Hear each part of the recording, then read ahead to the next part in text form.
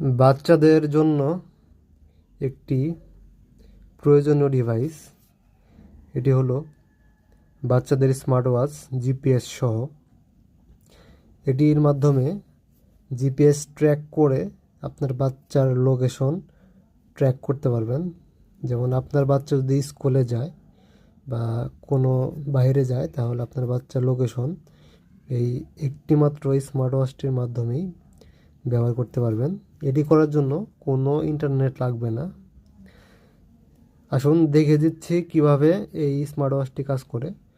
So এটি হলো একটি China smart watch, smart 2030 C002। So এটির বিল কোয়ালিটি খুবই ভালো এবং এটিতে বেশি কিছু অপশন নেই, যেহেতু বাচ্চাদের জন্য।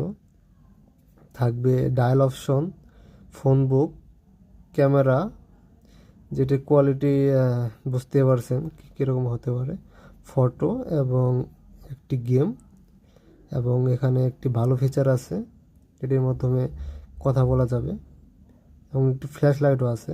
ফ্ল্যাশ লাইটটা যে কোনো সময় কাজে লাগবে এরকম। সো আসুন বলে দিচ্ছি কিভাবে কি করতে হবে। সো এই স্মার্ট ওয়াচটিতে একটি সিম ইনসার্ট করতে হবে। এই স্মার্ট ওয়াচটি শুধুমাত্র জিপি বা গ্রামীণ সিমের ক্ষেত্রে কাজ করে। জিপি বা গ্রামীণ সিম ভরলেই একমাত্র জিপিএস ট্র্যাক করতে পারবেন। অন্য সিম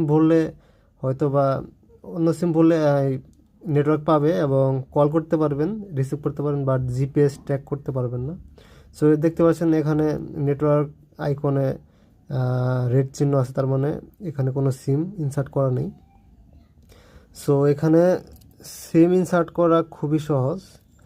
জাস্ট এখানে টিপ পার্ট আছে, পার্টটি খুলতে হবে খুবই ভালোভাবে, খুবই সিম্পল, জাস্ট বাটন মোবাইলের মতো এরকম।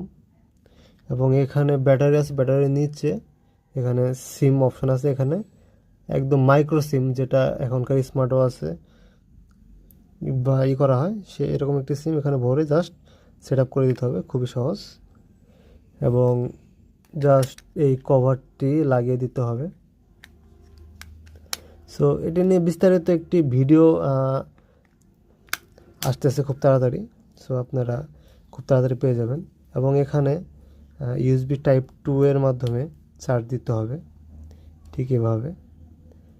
এবং মোটামুটি ব্যাটারি ব্যাকআপও ভালো থাকে, 4 থেকে 5 দিনের মতো ব্যাটারি ব্যাকআপ থাকবে এবং বিল কোয়ালিটিও ভালো।